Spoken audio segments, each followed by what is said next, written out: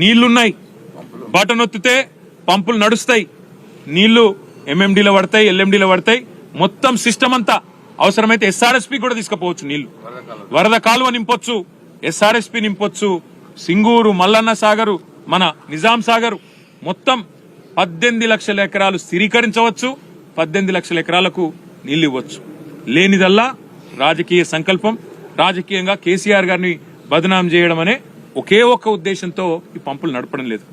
ఇవాళ ఇంజనీర్లను కలిసిన తర్వాత, వారు చెప్పింది విన్న తర్వాత మేమందరం కూడా శాసనసభ్యులం, శాసన మండలి సభ్యులం అర్థం చేసుకున్నాం విషయాన్ని. విషయం ఏంది అంటే చాలా సింపుల్. నీళ్లు పుష్కలంగా కళ్ళ ముంగట్నే పోతున్నాయి సముద్రంలోకి వృధాగా.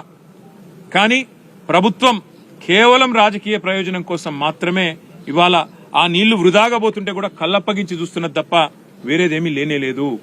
నేను ఈ ప్రభుత్వానికి చేసే విజ్ఞప్తుల్లో ఒకటే, ముఖ్యంగా అక్కడ బస్వాపూర్ రిజర్వాయర్ కూడా దాదాపుగా తయారైంది. దాని పక్కన కొండపోచమ్మ సాగరు, కింద మల్లన్న సాగరు, ఆ ప్రాంత రైతాంగం మొత్తం చూస్తా ఉన్నది. రంగనాయక సాగరు, అన్నపూర్ణ, మిడ్మానేరు, ఎల్ఎండి, తదుపరి మొత్తం రైతాంగం మొత్తం ఈ రిజర్వాయర్ల కింద ఉండే ఆయకట్లో ఉండే రైతులందరూ చూస్తా ఉన్నారు. ఎస్ఆర్ఎస్పీ కింద ఉండే రైతులు చూస్తున్నారు. కింద స్టేజ్ 2 నీళ్లందే రైతులు మహబాదు, డోర్నకల్లు, పాలకృతి కిందికి పాలేరు దాకా, యువతల కోదాడ, సూర్యాపేట, తుంగతుర్తి దాకా రైతులందరూ ఎదురు చూస్తా ఉన్నారు. ఈ ప్రభుత్వం యొక్క చిత్తశుద్ధిని వారు ఇవాళ అనుమానిస్తా ఉన్నారు. ప్రభుత్వానికి మేము చేసే విజ్ఞప్తి ఒకటే, 6 నెలలు రాజకీయం చేద్దాం, 4.5 సంవత్సరాలు ప్రజల కోసం కలిసికట్టుగా కొట్లాడదాం. నిర్మాణాత్మక ప్రతిపక్షంగా ఇవాళ మేము ఇక్కడికి వచ్చి ఒక మాట చెప్తా ఉన్నాం. స్పష్టంగా ఇక్కడ నీళ్లు మీ కళ్ళ ముందుంటే, పంపు చేసే కెపాసిటీ ఉంటే, బ్రహ్మాండంగా పంప్ హౌస్లన్నీ రెడీగా ఉంటే నిర్ణయం ఎందుకు తీసుకుంటలేరు మీరు? నిర్ణయం మీరు ఈరోజు తీసుకుంటే 2 జరుగుతాయి. ఒకటి, వెంటనే ఇక్కడ నుంచి 2 టీఎంసీల నీళ్లు ఎత్తిపోస్తే బ్రహ్మాండంగా మిడ్మానేరు దాకా నీళ్లు 2 రోజుల్లో చేరుకుంటాయి. తదుపరి మీరు వెంటనే అటు అన్నపూర్ణ రిజర్వాయర్ ఇల్లంతకుంటలో, పైకి రంగనాయక సాగరు, పైకి మల్లన్న సాగరు, పైకి కొండపోచమ్మ సాగరు, వాటికి వేరే ప్రత్యామ్నాయం కూడా లేదు. ఈ 4 రిజర్వాయర్లు ఏవైతున్నాయో కొండపోచమ్మ, మల్లన్న సాగరు, రంగనాయక సాగరు, అన్నపూర్ణ, వాటికి వేరే తరహాలో నీళ్లు వచ్చే పరిస్థితి లేదు. ఇక్కడ నుంచి పంపు చేయడమే మార్గం. దాదాపు 75-80 టీఎంసీల నీళ్లు ఈ 4 రిజర్వాయర్లను నింపుకోవచ్చు. మరి వాటిని ఇవాళ ఎండబెట్టి ఎవరి మీద మీరు కక్ష సాధిస్తున్నట్టు దయచేసి ప్రభుత్వం ఆలోచించాలని మేము కోరుతా ఉన్నాం. అదేవిధంగా మిడ్మానేర్లో మేము, మా సిరిసిల్ల పట్టణం పక్కనే ఉంటది మిడ్మానేర్. ఆ మిడ్మానేర్లో గత 5-6 ఏళ్లు ఎప్పుడు చూసినా 365 రోజులు నిండుగా ఒక సముద్రం లాగా నీళ్లుండేది. ఇవాళ ఎండిపోయి 5 టీఎంసీలతో ఎడారిని తలపిస్తున్నది మిడ్మానేర్. దాని కిందికి వస్తే కరీంనగర్ పట్టణంలో ఉండే ఎల్ఎండి, పట్టణాన్ని అంటుకుని ఉండే ఎల్ఎండి, అది కూడా ఇవాళ ఎడారిగా మారిపోయిన పరిస్థితి. మేము ప్రభుత్వానికి చేసే డిమాండు, ఇవాళ కింద తుంగతుర్తి, కోదాడ దాకా ఉండే రైతులు, పాలేరు దాకా ఉండే రైతులు వాళ్ళు ఎదురు చూస్తున్నారు. ఇటు గజ్వేలు, ఆ కింద ఉండే భువనగిరి, ఆలేరు రైతన్నలు వాళ్ళు కూడా ఎదురు చూస్తా ఉన్నారు. ప్రభుత్వం వెంటనే నిర్ణయం తీసుకోవాలి. ఇక్కడ పంప్ హౌస్ వెంటనే ప్రారంభించాలి. ఏది లక్ష్మీ పంప్ హౌస్ ఏదైతే కన్నపల్లి దగ్గర ఉన్నదో వెంటనే మీరు బటన్ ఒత్తడానికి మొత్తం రంగమంతా సిద్ధం చేస్తుంది. ఇందాక చెప్పినట్టు కేసీఆర్ గారు ఆకలితో అలమటిస్తున్న తెలంగాణ రైతాంగానికి పంచభక్ష ప్రమాణాల మాదిరిగా, ఒక కల్పతరువు మాదిరిగా, కామధేనువు మాదిరిగా కాళేశ్వరం ప్రాజెక్టు మొత్తం తయారు చేసి ఇవాళ రెడీగా పెట్టినారు. మేము నడిపించి చూపెట్టినాం. మీరు చేయవలసిందల్లా ఒకటే, ఈ పంపులు వెంటనే ఆన్ చేయండి. మీరు అనవసరంగా రాజకీయాల జోలికి పోయి రాజకీయంగా కేసీఆర్ గారిని బదనాం చేయాలనే ఒక చిల్లర ప్రయత్నం ఏదైతే మీరు చేస్తున్నారో ఇప్పటికే అవన్నీ కొట్టుకపోయినాయి గోదావరి వరదలో.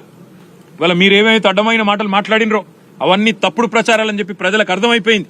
అందుకే మేము అనేది, మీరు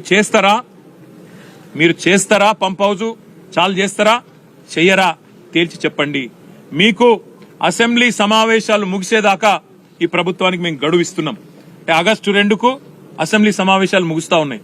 అప్పటిదాకా ఈ ప్రభుత్వానికి, ఎందుకంటే మేము కూడా అందరం హౌజ్ లో నిలదీస్తాం, రైతుల పక్షాన ప్రభుత్వాన్ని అడుగుతాం, ఎందుకు చాలు చేస్తలేరు మీరు, అవసరమైతే ప్రత్యేక చర్చ పెట్టండి. లక్షలాది ఎకరాలకు సంబంధించిన ఎకరాలకు ఆయకట్టు నీళ్లిచ్చే ప్రాజెక్ట్ ఇది. అట్లాంటి ప్రాజెక్టును మీరు ఎందుకు ఈ రకంగా రాజకీయ కక్షతో ఎండబెడుతున్నారు, రైతులను ఎందుకు ఇబ్బంది పెడుతున్నారు, ప్రజలను ఎందుకు హింసిస్తున్నారని తప్పకుండా అసెంబ్లీలో నిలదీస్తాం. ఆగస్టు 2 దాకా వేచి చూస్తాం.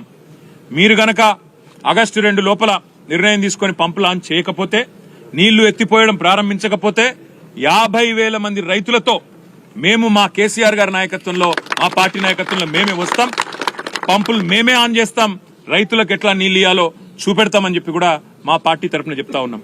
ఉత్తమ్ కుమార్ రెడ్డి గారికి, ప్రభుత్వానికి, రేవంత్ రెడ్డి గారికి కూడా మేము విజ్ఞప్తి చేస్తా ఉన్నాం. బేసిజానికి పోకండి. దయచేసి రాష్ట్ర ప్రయోజనాలు ముఖ్యం, రైతు ప్రయోజనాలు ముఖ్యం తప్ప మీరు ఎట్టి పరిస్థితుల్లో కూడా మీరు అనవసరంగా రాజకీయం కోసం కేసీఆర్ గారిని బద్నాం చేయాలనే ఆలోచనలో భాగంగా ఈ చిల్లర మాటలు మానుకోండి, ఈ విష ప్రచారం మానుకోండి. 4.5 ఏళ్ల పాటు మనం ప్రజల కోసం కష్టపడదాం. మీరు అధికారంలో ఉన్నారు, ప్రజలు మీకు అవకాశం ఇచ్చినారు, అది మీ అదృష్టం. పదవిని వినియోగించండి, అధికారాన్ని సక్రమంగా వినియోగించండి, సద్వినియోగం చేయండి. రైతులకు నీళ్ళియండి, గొంతెండుతున్న పల్లెలకు నీళ్ళియండి, అదేవిధంగా పరిశ్రమలకు సరిపడా నీళ్ళియండి. తప్పకుండా మీరు గనక స్పందించకపోతే మళ్లీ చెప్తా ఉన్నాం, రైతులతో పెద్ద సంఖ్యలో మేమే బయలుదేరి వస్తాం. మా పార్టీ తరఫున వచ్చి తప్పకుండా మరి పంపులు మేమే ఆన్ చేస్తాం. గోదావరి జలాలు తప్పకుండా బీడు భూములకు అందాలనే కేసీఆర్ గారి సంకల్పం ఏదైతే ఉందో అది నెరవేరే విధంగా మా పార్టీ తన కృషిని కొనసాగిస్తుందని చెప్పి తెలియజేస్తూ, ఇంకా ఈ పర్యటన దీంతో ముగిసిపోలేదు. ఇక్కడి నుంచి మేము మేడిగడ్డ బరాజ్ సందర్శన కూడా పోతా ఉన్నాం. అక్కడ 10 లక్షల క్యూసెక్కులు ఈ రోజు కిందికి వృధాగా పోతా ఉన్నాయి, సముద్రంలో కలిసిపోతా ఉన్నాయి. దాన్ని కూడా మీ ద్వారా, పత్రికా మాధ్యమాల ద్వారా, మీడియా ద్వారా ప్రజలకు తప్పకుండా చూపెడతాం. పైన గొంతెండుతున్న గోదావరి పరివాహక ప్రాంతాన్ని మీ ద్వారానే నిన్న చూపెట్టినాం. ఈ రోజు కింద వృధాగా పోతున్న నీళ్లను కూడా చూపెడతాం. ఈ నీళ్లను ఎత్తిపోసేందుకు మొత్తం వ్యవస్థ సక్రమంగా ఉన్నా నిర్లక్ష్యం చేస్తున్న ఉద్దేశపూర్వకమైన క్రిమినల్ నెగ్లిజెన్స్ ఏదైతే ఈ ప్రభుత్వం చేస్తున్నదో, నేరపూరిత నిర్లక్ష్యం ఏదైతే చేస్తున్నదో దీన్ని కూడా శాసనసభ వేదికగా, శాసన మండలి వేదికగా ఎండగడతాం. తప్పకుండా ఈ ప్రాంత రైతుల ప్రయోజనాల కోసం అవసరమైతే ఇందాక నేను చెప్పినట్టు ప్రభుత్వం గనక సకాలంలో మేల్కొని స్పందించకపోతే తప్పకుండా మేడిగడ్డ అదేవిధంగా ఈ కన్నెపల్లి కాడికి వేలాది మంది రైతులతో వస్తాం. వచ్చి ఈ పంపులను ఆన్ చేసి గోదావరి నీళ్లను తెలంగాణ బీడు భూములకు తప్పకుండా అందిస్తామని చెప్పి కూడా తెలియచేస్తూ, మీరు కూడా దయచేసి పాత్రికేయ మిత్రులు మాతో పాటు మేడిగడ్డకు కూడా రావాలా, బరాజ్ కూడా అని చెప్పి విజ్ఞప్తి చేస్తూ